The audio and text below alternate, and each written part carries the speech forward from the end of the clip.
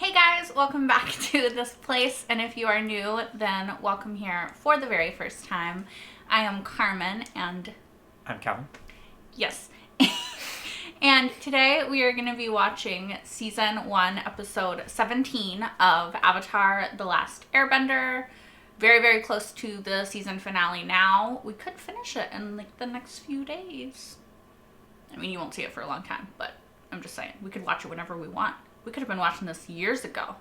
You could just be getting this now. Yeah, you could have. Anyway, where did we leave off last time? We had the deserter, which was, what was his name? He was the guy living out in the cabin in the woods. Yeah. He was the fire master, and we had... He had deserted the Fire Nation. He was a former Fire Navy general, I believe. Yeah. And he was going to teach Aang how to firebend. Mm-hmm. And... he warned Aang about his former student, Zhao. Yeah. And then Zhao showed up. Mm-hmm. And he destroyed immolated all of his ships. Yeah. Is it immolate the correct word for that? I don't think so. Because it's like burning of flesh, isn't it? Ships were made out of wood. Wood is the flesh of a plant. It's a bit of a stretch, but okay. We also learned that Katara has the ability to heal through her waterbending, which is pretty cool. Yeah. Apparently, there might be other things that other people can do through other bending, but I don't know what they are yet. I just asked you if you thought there could be and what it would be. So there could be. We don't know yet. But like he mentioned, it's an ancient art. Like hardly anybody knows about it. Aang learned a little bit of firebending, but also burned Katara. Step in Katara's new, fresh healing ability. Yes. And this intro is already way too long. You already know what happened. You watched it. We watched it. We all watched it. You watched the episodes probably when it aired, 15 years ago. Anyway, we're going to watch the next one now and see what we think about that. You're going to watch the next one. I'm going to re-watch the next one. It might not be a giant parrot, but a flying man. A member of a secret group of airwalkers who laugh at gravity. Is that how it was back then? I laugh at gravity all the time. Gravity. Jingle, jingle. It's like church.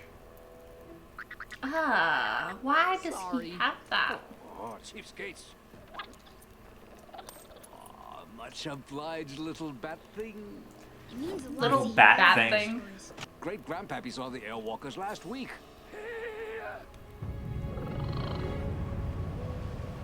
So there are some airbenders still around?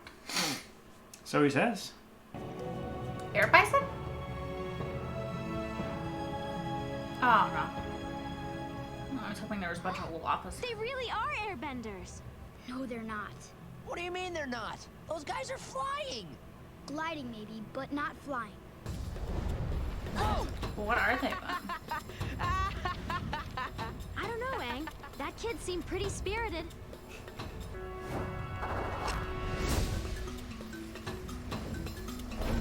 Whoa!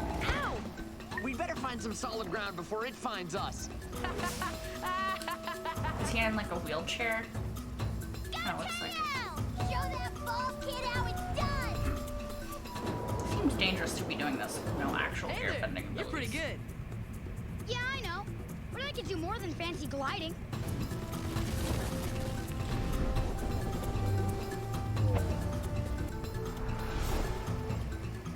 Wow! I don't think I can do that.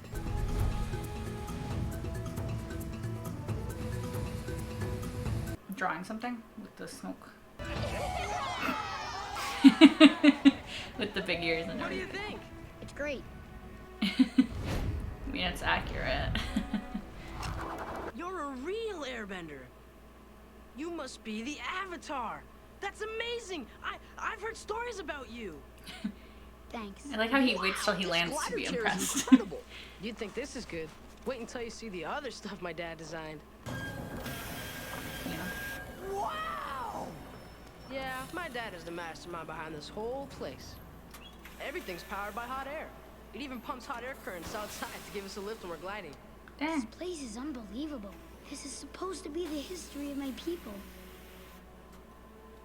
I'm sure some parts of the temple are still the same. I mean, the outside's still there. It's nice to see at least one part of the temple that isn't ruined. Oh. Yeah, I saw that coming.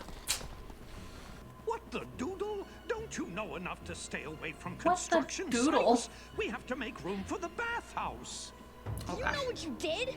You just destroyed something sacred for a stupid bathhouse. A long time ago, but not 100 years, my people became refugees after a terrible flood. My infant son, Teo, was badly hurt and lost his mother. I needed somewhere to rebuild, and I stumbled across this place. Couldn't believe it. Everywhere, pictures of flying people. Then I came across these fan-like contraptions. Little light flying machines. They gave me an idea. Build a new life for my son in the air. Then everyone would be on equal ground. We're just in the process of improving upon what's already here. And after all, isn't that what nature does? Look at the time. How can you tell the time from that thing? The notches all look the same. You put spark powder in the candle. 4 flashes, so it's exactly 4 hours past midday, or as I call it, 4-o candle. If you like that, wait till you see my finger-safe knife sharpener. Only took me 3 tries to get it right. That's not promising. He tested it on his own hand at least. Yeah, true. Hey, it's just like the one in the other air temple. Oh, yeah. Only an airbender can open it. So inside it's completely untouched. Just the way the monks left it. I've always wondered what it was like in there. This is the last part of the temple that's the same as it was. I want it to stay that way. I completely understand. It's filled to the brim with natural gas. Came across it my first time here. Unfortunately, I was carrying a torch at the time. Nearly blew myself and the whole place even more sky high. Thought my eyebrows would never grow back. Anyway, there's a vital problem that... I was wondering what the hell is going on with his eyebrows. I've changed my mind. I think I was born without that something. Impossible. Everybody has it. Spirit. What? That's the something you're talking about. Yeah, I suppose it is. Are you ready? No.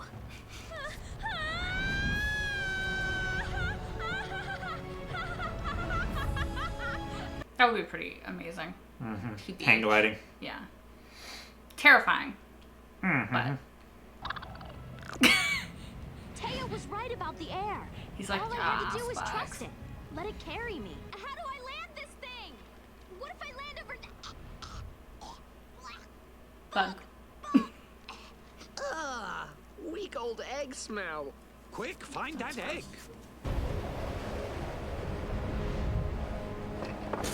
How can something that's so small you can't even see it make such a big stink? That's the solution to our problem. Yeah, if we put a whole mess of rotten eggs in the cellar where the gas seeps up, The gas will mix with the smell of rotten eggs. then if there's a leak... You smell rotten eggs.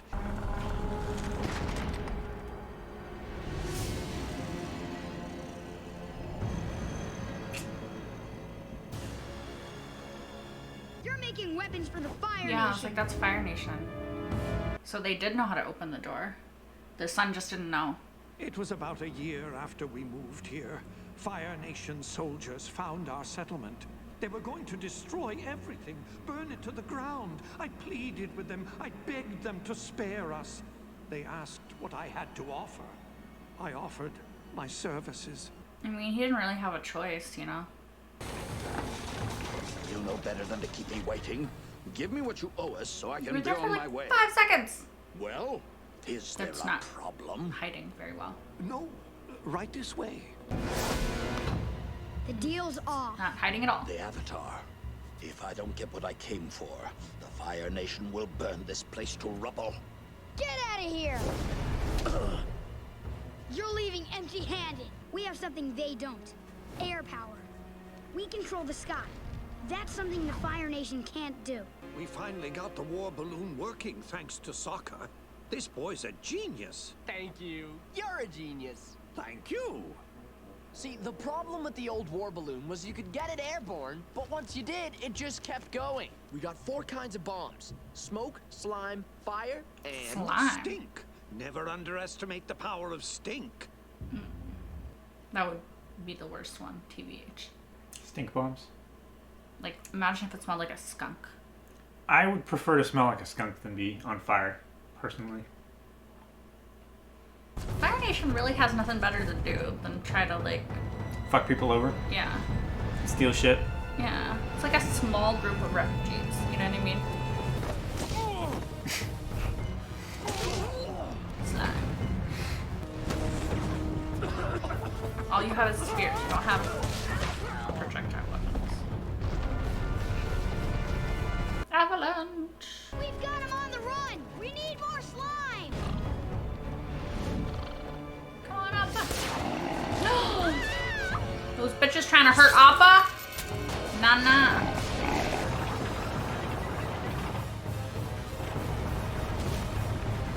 That's a bit silly.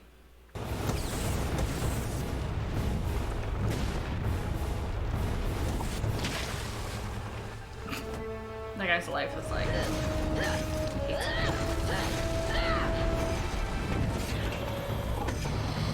That's cool. I wonder if that's like... You could actually do that in real life. It'd be difficult.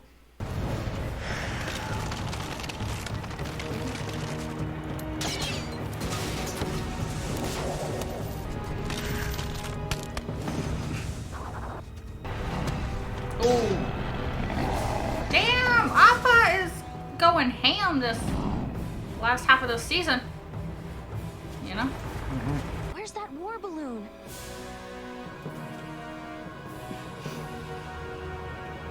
He's like, I'm right here. Bombs away!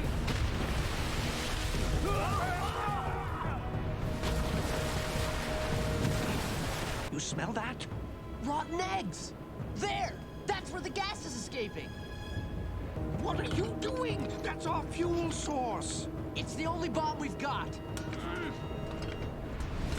Well, they strong as fuck if they can make that. If they can do that.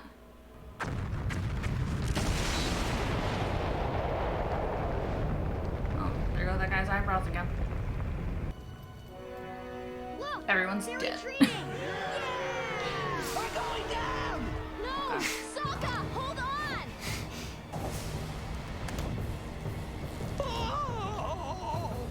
It's like the hermit crab. Maybe you weren't born here, but you found this empty shell and made it your home. And now you protect each other. That means a lot, coming from you. You were right about air power. As long as we've got the skies, we'll have the Fire Nation on the run.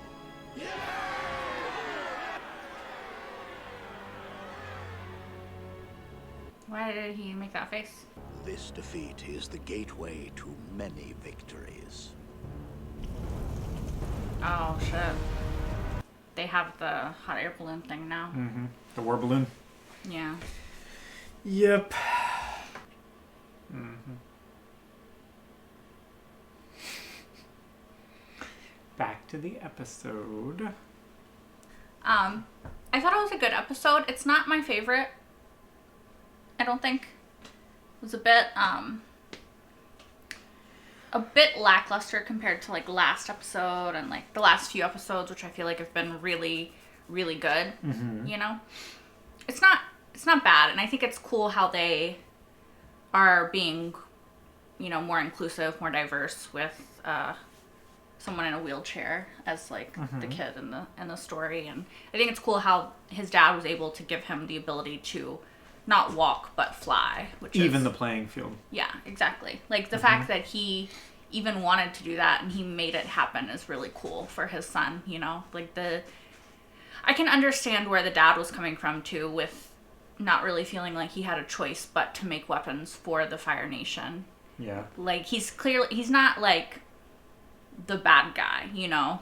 He was somebody who was forced into a corner and told this is the only way that you and your family survive and all the people that you care about, you know? And Yeah. he made a difficult choice that I think most people would make given the same situation that he was in.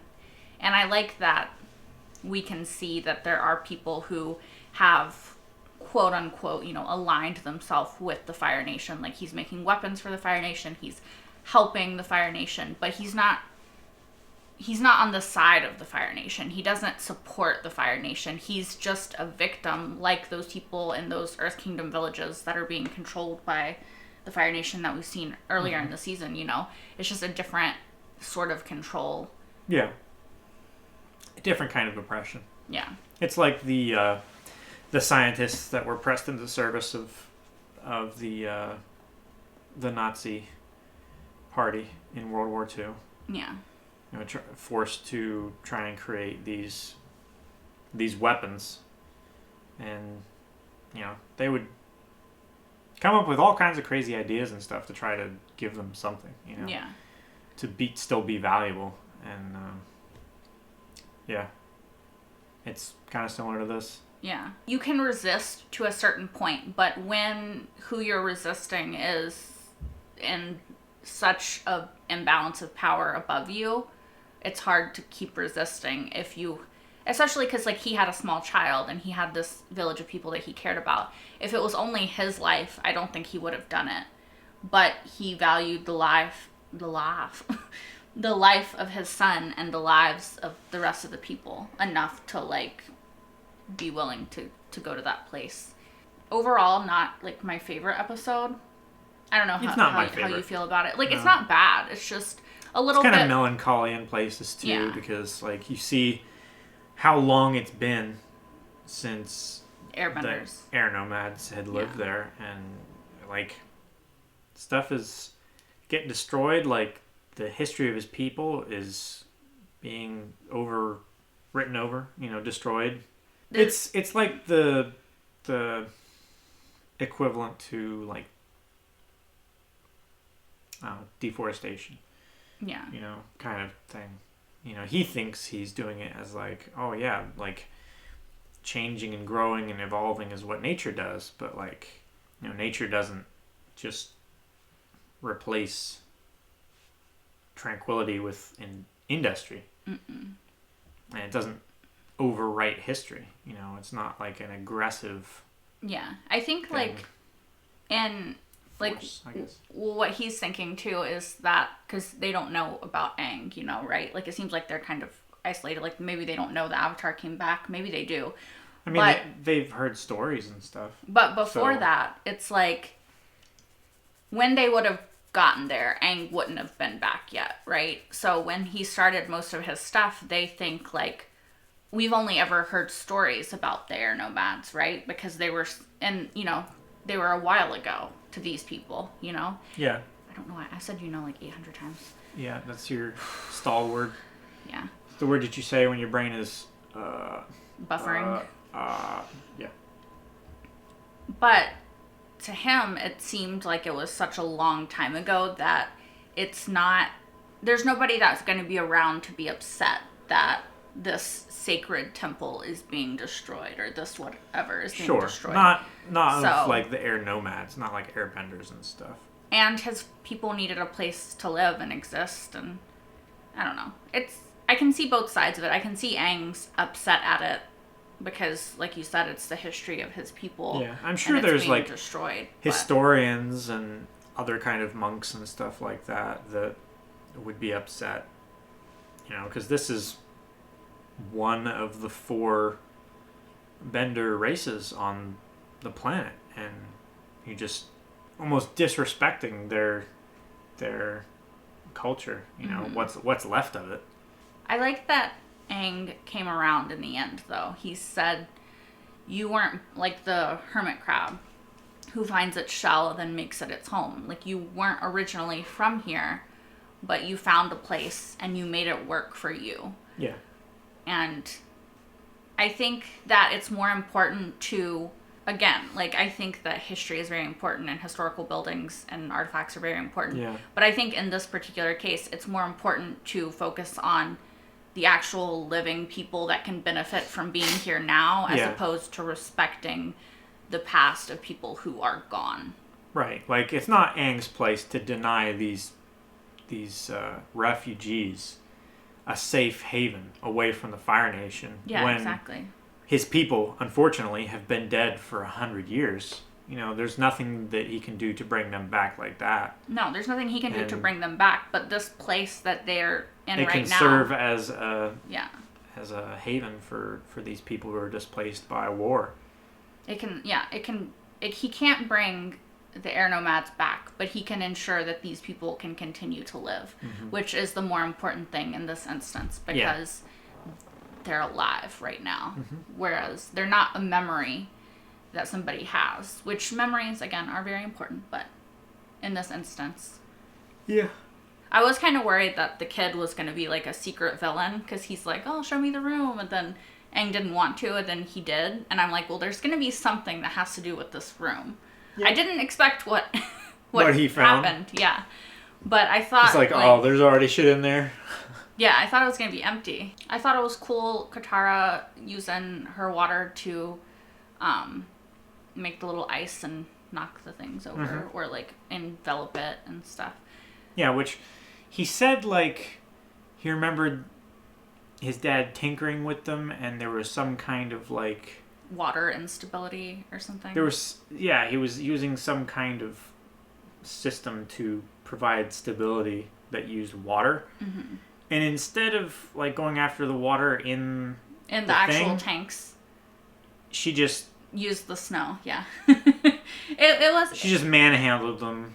I think that just gave her the idea, right? Like, because I thought at first, like, oh, she's gonna, like, do something with the water that's gonna, like, cause them to tip over, like, because there's water inside them or whatever. But yeah, she could freeze the water and cause it to expand and, like, pop the passenger cabin of the like, that's what I thought was happening at first when, like, the wheels popped off and everything, but then it was just the snow around it, so.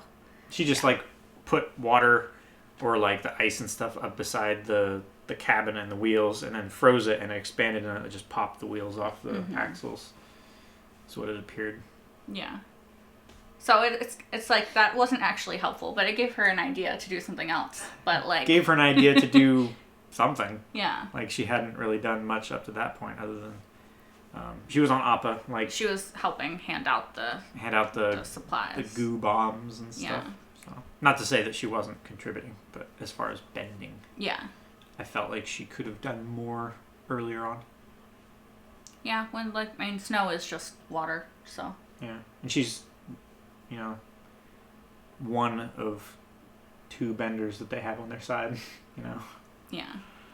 I think that they wanted to highlight Sokka more in this episode, so... Yeah. They gave her a little bit less to do, yeah. With his genius, brilliance. Yeah.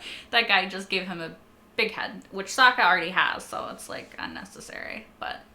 Yeah, but... It was cute. It was kind of, like, almost father-son bonding-esque, like, mentor kind of... What is mentoree? What is the student? I don't know. Student and mentor? Yeah, kind of... It was like a Master and apprentice? Yeah, that. It was a cute little relationship, kind of, because we don't see Sokka get to be praised for his ingenuity very often. We saw a couple episodes ago, his name Bato, of the Water Tribe. Yeah. Got to see a little bit there when he was, like, maneuvering through the rocks. He came up with a plan, and he executed it, and Bato was like, oh, yeah, that's a good job. You know, you've grown up a lot. Yeah, you would have made your father proud, or something like that, which I think is very important to Sokka. And Sokka, I think, doesn't always think things through all the way, all the time. It's nice when Sokka can be impulsive. I mean, they all have flaws, right? Which is what makes them more relatable, interesting makes them good characters. But I think Sokka does have good ideas sometimes, and not always, of course, but sometimes. And Aang and Katara don't really give him a lot of credit for them because he also has just real stinkers too. Well, also it's just the nature of, like, a sibling type of relationship, you know, like, and so I think there's gonna be some rivalry there. Yeah, and I think that him getting to have that kind of outside praise is helpful. Again, I think it's going to give him a big head, and he's going to be a little bit insufferable probably, but, you know, it's still cool to see that little moment of, or moments of Sokka getting to shine. Yeah. Like when he, like the Jet episode, he got to shine a little bit as well with his, Yeah, he quick thought thinking. ahead. Like, I can't stop the bomb from going off and destroying the dam, but I can evacuate everybody so that there's no consequence to it. Yeah, exactly. Now, of course, there is a consequence in this episode. Not because of Sokka, but the Fire Nation now has access to the war balloon. It was kind of because of Sokka, because he was the one that threw the engine out. Yeah, but they didn't really have a choice. No, If the they temple wanted was going to. to be the temple was going to be overrun. It was a stopgap. Yeah. To solve the issue of the temple. They And won the battle, everyone- but not the war. Yeah. And in war, They- you just have to win enough battles. So They unknowingly gave a lot of ground to the Fire Nation. I think that the dad knew, because at the end he seemed upset when everybody else was happy. No, yeah. I think that he realized. He realized what was going on. Because they didn't destroy it when they left. Mm-hmm. It's always grossed me out how Sokka reaches into his clothes and and grabs pulls the out bugs. crumbs and bugs. Yeah. That was pretty gross. It's like, maybe take a bath a little bit more often. That bathhouse is needed for you as well. Yeah. No, I also like the idea that you can combine two, like, kind of two benders and create another. Like, What do you mean? if you mix fire and water, you get steam. Mm-hmm. Which a firebender, a waterbender, creates kind of an airbender. You know what I mean? Yeah. Because they were using the steam to propel them, like, through the air and propel the elevators and stuff like that. And he also used it to open the air temple sanctuary. Mm-hmm. So You just like the technology of it, I just thought it was cool, or like the ingenuity of it. the ingenuity and like how the various elemental powers could be combined into something that you might not expect. Yeah. Oh, my foot is like so Numb. asleep. Ugh. Yeah. It's horrific. But that's all I had. Yeah. All right. I think that's all I have to say as well. So, as always, let us know what you thought in the comments down below. Thank you so much for watching. We will see you next time. Bye, guys.